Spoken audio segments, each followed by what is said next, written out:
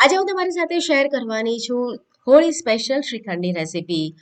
બજારમાં મળે છે એવું જ એકદમ સરસ ક્રીમી ઘર શ્રીખંડ આપણે ઘરે બનાવી શકીએ છીએ, એ પણ ખૂબ જ ઓછા ખર્ચની અંદર. તમે પહેલી વાર બનાવતા હશો ને તો પણ તમારો શ્રીખંડ એકદમ મીઠાઈવાળાની દુકાન જેવો બનીને તૈયાર થશે ને, એવી મારી ગેરંટી છે. હું છું હેતલ. કિચન ક્રાફ્ટમાં તમારા બધાનું હાર્દિક સ્વાગત છે. તો ચલો આજની મજેદાર રેસીપી બનાવવાનું શરૂ કરીએ. એકદમ ક્રીમી મલાઈદાર ઘાટો શ્રીખંડ બનાવવા માટે અત્યારે મેં 2 લીટર ફૂલ ફેટ દૂધ લીધું છે. એને મેં હુંફાળું ગરમ કરી લીધું છે. મલાઈ કાઢ્યા વગરનું આ દૂધ છે, એને આપણે ગરમ કરી લેવાનું છે અને હુંફાળું રાખવાનું છે, બહુ વધારે ગરમ નથી કરવાનું. અને એમાંથી થોડું દૂધ આપણે અલગ કાઢીશું. તો દહીં આપણે જે મેળવીએ ને, તો એ આ રીતે મેળવવાનું છે. તો એક વાટકીની અંદર આપણે હુંફાળું દૂધ કાઢવાનું છે, જે આપણે ગરમ કર્યું છે, અને એની અંદર આપણે મેળવણ નાખવાનું છે. તો 1 ચમચી અત્યારે મેં એની અંદર મેળવણ નાખ્યું છે. હવે એની અંદર આપણે સરસ રીતે એને મિક્સ કરી લેવાનું છે. જનરલી આપણે શું કરીએ છીએ કે જે દૂધ હોય ને એની અંદર જ ડાયરેક્ટ આપણે મેળવણ નાખીએ છીએ, પણ આ રીતે તમે મેળવણ નાખશો ને તો એકદમ સરસ તમારું દહીં જામી જશે જલ્દીથી અને સરસ જામશે. હવે એ દૂધને આપણે બાકીના દૂધમાં મિક્સ કરીશું અને ફરીથી આપણે રવાઈથી આ રીતે મિક્સ કરી લઈશું. અને જે પ્રમાણેની સિઝન હોય એ પ્રમાણે દહીં મેળવવાનો સમય હોય છે. એટલે જો ગરમીની સિઝન હોય તો 3 થી 4 કલાકમાં જ તમે જો એને કિચન કેબિનેટમાં મૂકી રાખશો તો તમારું દહીં જામી જશે. અને જો શિયાળો હોય, ઠંડીની સિઝન હોય, તો તમને 5 થી 6 કલાક જેટલો સમય લાગી શકે છે. તો લગભગ 4 કલાકની અંદર દહીં જામી ગયું હતું અને પછી મેં એને ફ્રીઝમાં મૂકી દીધું છે. દહીં જામી જાય પછી તરત જ આપણે મસ્કા માટે તૈયાર નથી કરવાનું, એને ફ્રીઝમાં મૂકવાનું છે. હું તમને બતાડું તો ફ્રીઝમાં મેં એને 2 થી 3 કલાક રાખ્યું હતું. તો આ પ્રમાણે પીસ પડે ને એવું આપણું એકદમ સરસ ઢીફા જેવું દહીં જામ્યું છે. મેં એની અંદર કોઈ જ ના મિલ્ક પાવડર ઉમેર્યો છે, ના કોર્નફ્લોર ઉમેર્યો છે, કશું જ નથી. ફક્ત ફૂલ ફેટ વાળું દૂધ લીધું છે. હવે આ રીતે દહીં આપણું તૈયાર થઈ જાય પછી આપણે એક તપેલી લઈશું. એની ઉપર આપણે આ રીતે એક જાળીવાળી ડીશ અથવા તો આવો વાટકો મૂકવાનો છે અને એની ઉપર આપણે કોટનનું મલમલનું કપડું નાખવાનું છે. અને પછી આપણું જે દહીં છે એને કપડાની ઉપર નાખીશું, એટલે બધું જ એનું જે પાણી છે એને નીતરી જશે. આપણને દહીંનો મસ્કો એકદમ સરસ મળશે.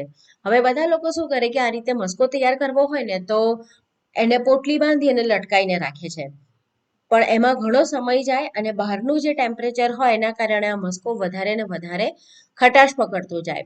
તો આપણે શું કરવાનું છે, આ રીતે કાઢી લીધા પછી કપડાને ચારેય બાજુથી પકડી હાથની મદદથી આપણે કપડાને થોડું ટ્વિસ્ટ કરીશું, એટલે જે પણ વધારાનું બધું જ પાણી હશે ને એ બધું જ એક્સ્ટ્રા અત્યારે થોડું નીતરી જશે. ઓરિજિનલી મીઠાઈની દુકાનની અંદર એ લોકો પાસે મોટા મોટા ફ્રીઝર હોય ને એની અંદર આવી રીતે એ લોકો પોટલી લટકાઈને રાખતા હોય છે, પણ આપણી પાસે ઘરે ના હોય એટલે આપણે શું કરીશું કે આ રીતે પોટલી વાળી લઈશું અને પછી એની ઉપર આપણે એક ડીશ ઊંધી મૂકીશું અને વજન મૂકીશું, જેથી વજનના કારણે બધું જે પાણી છે ને ધીમે ધીમે ધીમે નીતરશે. અને આ રીતે પાણી નીતરવામાં લગભગ આપણને 12 થી 14 કલાક જેટલો સમય લાગશે. હવે 12 થી 14 કલાક જો એને બહાર રાખી મૂકીએ ને તો ખટાશ પકડે. તો આપણે આ રીતની અરેન્જમેન્ટ કરી અને બધું જ આપણે આવી રીતે એઝ ઇટ ઇઝ ફ્રીઝમાં મૂકીશું. તો ફ્રીઝમાં 12 થી 14 કલાક રહેવા દેશું એટલે બધું જ પાણી એની અંદરથી નીતરી જશે અને એકદમ ઘટ્ટ એવો મસ્કો બનશે. તો મેં અત્યારે ફ્રીઝની અંદર એને મૂકી દીધું છે અને મેં એને લગભગ ઓવરનાઇટ રાખ્યું હતું, એટલે સાંજે મૂક્યું હતું તો 14 કલાક જેવું ફ્રીઝમાં રાખ્યું છે. તો હવે આપણે જોઈએ તો આપણો જે મસ્કો છે એને એકદમ સરસ તૈયાર થઈ ગયો છે, એકદમ ઘટ છે. આ પ્રમાણે આપણે જ્યારે બનાવીને જે આ પાણી વધે ને એની અંદર બહુ જ બધા પ્રમાણમાં પ્રોટીન હોય છે, તો તમે એનો ઉપયોગ દાળ બનાવવામાં, કઢી બનાવવામાં કરી શકો છો. તો અત્યારે તમે મસ્કો આપણો જોઈ શકો છો, એકદમ સરસ જે રીતે માર્કેટમાંથી આપણે પનીર લાવીએ ને બસ એના જેવો તૈયાર થયો છે. એની અંદર બિલકુલ જ પાણીનો ભાગ નથી. બસ આવી રીતનો તમારો જો મસ્કો હોય ને તો તમારો જે શ્રીખંડ છે એકદમ બહાર જેવો સરસ ઘટ બનશે. તમે આ રીતે એના એકદમ ઇઝીલી પીસ કરી શકશો. તો બસ એ રીતનો આપણને મસ્કો જોઈએ. પાણીનો ભાગ હોય ને તો શ્રીખંડ ઢીલો બને છે, ઘટ નથી બનતો. અને આજે આપણે એની અંદર કોઈ જેવી વસ્તુ એડ નથી કરવાના, તેમ છતાં શ્રીખંડ એકદમ સરસ બનશે. હવે આ રીતે તૈયાર થઈ જાય પછી આપણે શું કરીશું, એને ચાળણીની ઉપર મૂકી અને એને આપણે સ્પેચ્યુલાની મદદથી ચાળી લેવાનું છે, એટલે એનું જે ટેક્સચર છે ને એ એક સરખું બની જશે, એકદમ સરસ ક્રીમી બની જશે. અંદર કોઈ લમ્સ નથી હોતા, પણ આ રીતે તમે કરશો ને તો એકદમ સ્મૂથ થશે અને થોડી એની અંદર શાઇન આવશે. એકદમ ક્રીમી તમારો જે શ્રીખંડ છે ને તૈયાર થશે. તો આ છે બેઝિક મસ્કો. આમાંથી તમે જે પણ ઈચ્છો ને એ પ્રમાણેના ફ્લેવરવાળા શ્રીખંડ તૈયાર કરી શકો. હવે તમારે જો મઠ્ઠો કરવો હોય તો મઠ્ઠો પણ તૈયાર કરી શકાય. નેચરલ ફ્રૂટમાંથી પણ મઠ્ઠો બનાવી શકાય છે. તમે જોઈ શકો છો એકદમ સરસ ક્રીમી એનું ટેક્સચર આવી ગયું છે. તો બસ આ પ્રમાણે આપણે બાકીનો જે મસ્કો છે એને પણ ચાળણીની મદદથી ગાળી લેવાનો છે, એટલે કે છાની લેવાનો છે.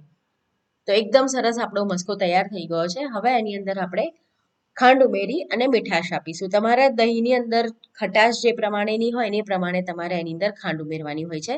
આપણું દહીં એકદમ મોડું હતું તો અત્યારે મેં અડધો કપ જ ખાંડ ઉમેરી છે. તમારે જો ડાયાબિટીક પેશન્ટ માટે બનાવવું હોય તો તમે સ્ટીવિયા પાવડર નાખીને પણ બનાવી શકો છો.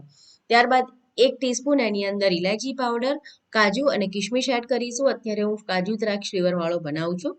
તમારે જે પણ ફ્લેવર આની અંદર આપવી હોય આપી શકાય. તમારે સ્ટ્રોબેરી ફ્લેવર આપવી હોય તો પિંક કલર અને સ્ટ્રોબેરીનું એસેન્સ એડ કરો અને સ્ટ્રોબેરીનો પલ્પ એડ કરો તો સ્ટ્રોબેરી શ્રીખંડ બનશે, પાઇનેપલ બનશે. જે પણ ફ્લેવર તમારે આપવી હોય એ પ્રમાણેની ફ્લેવર તમે આપી શકો.